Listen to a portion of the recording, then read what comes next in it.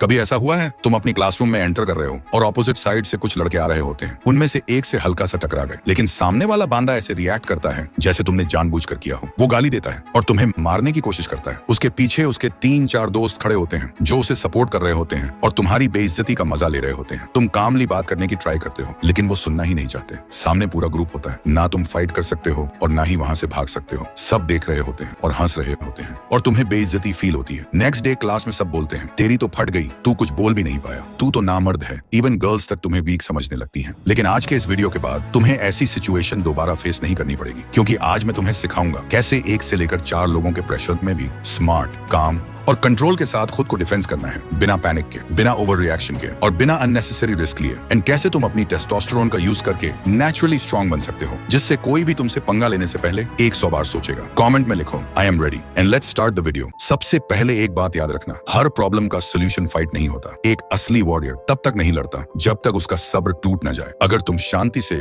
किसी सिचुएशन का हल निकाल सकते हो तो वही सबसे बड़ी जीत होती है। Because a real warrior fight only when he has no other choice. लेकिन कभी कभी समय तुम्हें मजबूर कर देता है, जब सामने वाला हद पार कर जाता है, जब तुम्हारी सेल्फ रिस्पेक्ट, तुम्हारी सेफ्टी और अपनों की इज्जत दांव पर लग जाती है। उस मोमेंट पर डरने का ऑप्शन नहीं होता और उस वक्त तुम्हारे पास होनी चाहिए ऐसी सेल्फ डिफेंस स्किल्स जो किसी सीक्रेट वेपन से कम ना हो। स्किल्स जो तुम्हें स्कूल फाइट, कॉलेज फाइट या रियल लाइफ कॉन्फ्रंटेशन में अनबीटेबल बना दे। इसीलिए इस पूरे वीडियो को 3 चैप्टर्स में डिवाइड किया है। पहले 2 चैप्टर्स में तुम सीखोगे कैसे सिर्फ अपने हाथ और पैर का यूज करके ओपोनेंट को डोमिनेट नहीं बल्कि घुटनों पर गिरा सकते हो। और थर्ड चैप्टर में तुम जानोगे अगर सामने 3 या 4 लोग या पूरा ग्रुप आ जाए तो कैसे पैनिक किए बिना, कैसे स्मार्ट पोजीशनिंग और अवेयरनेस के साथ खुद को सेफ रखना है। Chapter 1 hand moves. फर्स्ट, आई जैब। जब कोई छापरी तुम्हारा रास्ता रोके, बहुत क्लोज चिपक के खड़ा हो और तुम पर डोमिनेट करने की कोशिश करे, तब सबसे पहला टारगेट होता है आई लाइन। इस मूव में उंगलियों को स्ट्रेट रखते हुए ओपोनेंट की आंखों की तरफ एक क्विक जैब दिया जाता है। यह मूव परमानेंट डैमेज के लिए नहीं होता, लेकिन टेम्पररी ओपोनेंट की विजिबिलिटी ब्लर कर देता है। पेन इतना होता है कि वह पीछे हट जाता है, आंखें बंद कर लेता है। उस मोमेंट पर तुम्हारे पास टाइम होता है या तो एस्केप करने का या नेक्स्ट मूव डिसाइड करने का।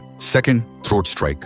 थ्रोट बॉडी का एक वीक स्पॉट होता है। एक छोटी सी स्ट्राइक सांस बंद कर सकती है। जब ओपोनेंट बहुत करीब आ जाए मारने के लिए और तुम्हें क्लियरली लगे कि सिचुएशन सीरियस हो चुकी है, तब एक tight fast strike throat area यानी गले पर मारो। इस मूव में तुम्हें अपनी हाथ की एज ओपोनेंट की थ्रोट एरिया में एक पावरफुल स्ट्राइक करनी होती है बिना वार्निंग के। जैसे ही यह स्ट्राइक लगती है, सामने वाले की सांस रुक जाती है एंड वह ऑटोमेटिकली पीछे हट जाता है। कुछ सेकंड्स के लिए उसका बैलेंस चला जाता है। यह एक सरप्राइज अटैक है। Third, elbow smash. ये सबसे अंडररेटेड फाइटिंग टूल्स होते हैं। ये क्लोज डिस्टेंस में काम करते हैं, लेकिन इम्पैक्ट हैवी होता है। जब अपोनेंट पंच करने के लिए क्लोज आए, अपने एल्बोज को बॉडी के पास टाइट रखो और क्लोज रेंज में एल्बो स्मैश यूज करो। अपनी एल्बो से स्ट्रांगली उसके जॉ लाइंस में हिट करो। जॉ लाइंस और नोज पर लगने से दिमाग इंस्टेंटली डिस्कनेक्ट होता है, आंखों के सामने अंधेरा छा जाता है। बहुत बार इंसान यहीं गिर जाता है। बट इस मूव को तब यूज करो जब सामने वाला तुम्हारे बहुत करीब आ गया हो, तुम्हारे पास पंच करने का टाइम ना हो। इस मूव का बेस्ट पार्ट ये है कि एल्बोज को ब्रेक करना मुश्किल होता है, तो तुम्हें इंजरी होने के चांसेस भी कम रहते हैं। Fourth, back fist. Back fist एक हाई स्पीड और अनप्रेडिक्टेबल मूव है। जब ओपोनेंट क्लोज रेंज में हो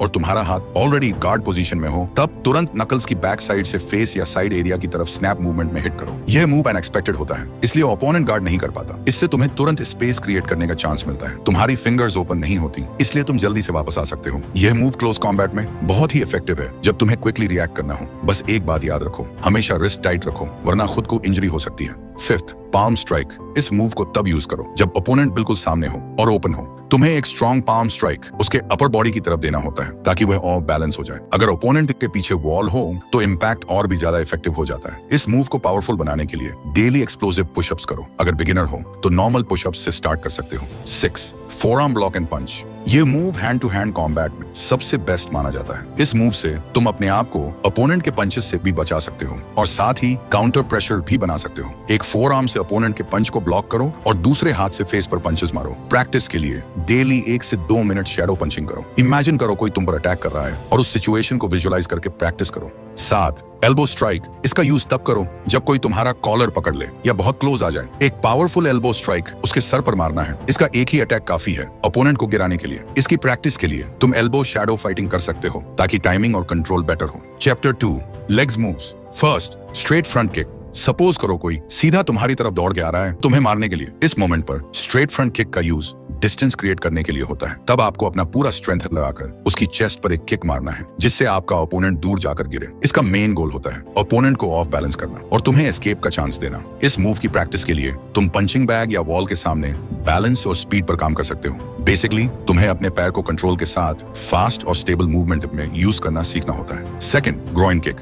इस मूव का यूज सिर्फ दो एक्सट्रीम सिचुएशंस में होता है। पहला, जब सामने वाला फिजिकली ज्यादा स्ट्रांग हो और तुम्हारी स्पेस फोर्सफुली इन्वेड कर रहा हो। दूसरा, जब कोई तुम्हें पकड़ने या होल्ड करने की कोशिश करे, तब आपको एक पावरफुल ग्रोइन किक उसके प्राइवेट एरिया पर मारना है जिससे आपका ओपोनेंट एक बार में ही नीचे गिर जाएगा। पर हाँ, इस मूव को ज्यादा फोर्स से मत मारना, नहीं तो आप स्कूल से सस्पेंड भी हो सकते हो। और इस मूव को प्रैक्टिस करने के लिए आप पंचिंग बैग या किसी भी सॉफ्ट ऑब्जेक्ट पर प्रैक्टिस कर सकते हैं। ये मूव गर्ल्स के लिए भी बहुत इफेक्टिव है। अगर कोई आपको छेड़े या टच करने की कोशिश करे तो सीधा एक ग्रोइन किक उसके प्राइवेट एरिया पर मारो, चाहे सामने वाला बांदा जितना भी स्ट्रांग हो, सेकंड में ही नीचे गिर जाएगा। Third, liver shot. इस मूव को फाइटिंग की दुनिया में सबसे डेडली मूव भी बोला जाता है क्योंकि इसका एक सिंगल पंच ही काफी है अपोनेंट को सीरियस इंजरी देने के लिए एंड अपोनेंट के रिदम को तोड़ने के लिए, ताकि तुम सिचुएशन को कंट्रोल कर सको। ये मूव सेल्फ डिफेंस और सर्वाइवल कॉन्टेक्स्ट में आता है। Fourth, knee strike. जब भी कोई तुम्हें पकड़ने की कोशिश करे या क्लोज रेंज में आ जाए या फिजिकली तुमसे ज्यादा स्ट्रांग हो, तब नी स्ट्राइक एक पावरफुल डिफेंसिव टूल बन जाता है। दोनों हाथ से ओपोनेंट के शोल्डर्स या शर्ट जो भी पहना हो उसे पकड़ो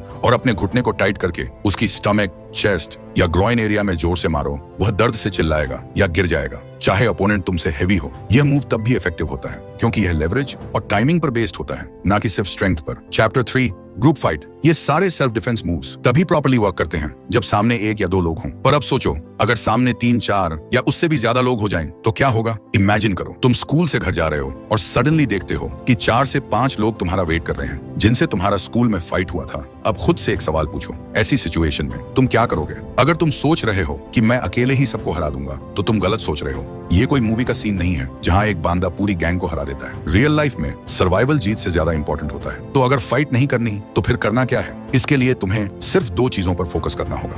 पहला, आपको दूर से ही बोलना है कि अगर तू मर्द है तो अकेले ही फाइट कर। और ऐसे बोलने से 3 चीज हो सकती हैं कि वो लोग थोड़े समय के लिए सोच में पड़ जाएं, और अगर ऐसा होता है तो आपको वहां से धीरे से चले जाना है।